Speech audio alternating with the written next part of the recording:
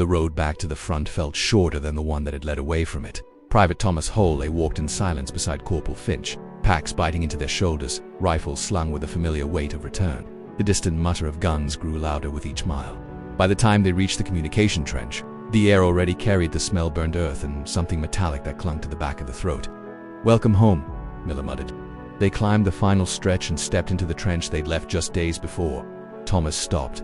The place was barely recognizable.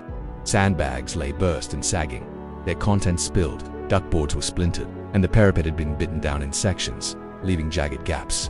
A section of wall near the bend had collapsed inward, timbers snapped like matchsticks.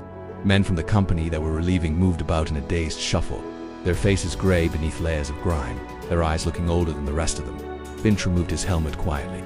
He caught it hard. One of the departing sergeants let out a breath that was almost a laugh. Hard. 3 days of it. Didn't stop. Not once. Another soldier, lighting a cigarette with trembling hands, added, "They ranged us proper. Walked it up and down the line. Dugouts caved in. Lost 6 in the first hour." The sergeant continued, his voice hollow. "We thought it was the end. The ground wouldn't stop shaking. You couldn't hear yourself think. Couldn't hear the man next to you scream."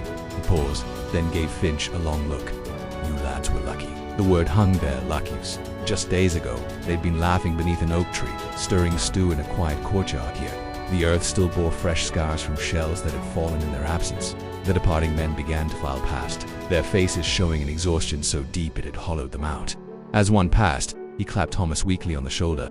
"She was all yours. No ceremony. Just an exchange." The trench felt heavier now. Finch stepped forward, his voice calm, steadying the air. "We'll shore this section before dark. Rebuild the parapet." Thomas moved to help, but his gaze lingered on a collapsed dugout. He imagined the ceiling coming down, the thunder that had shaken these walls without him. He was grateful they'd been spared, grateful for stew beneath a tree and laughter in a courtyard.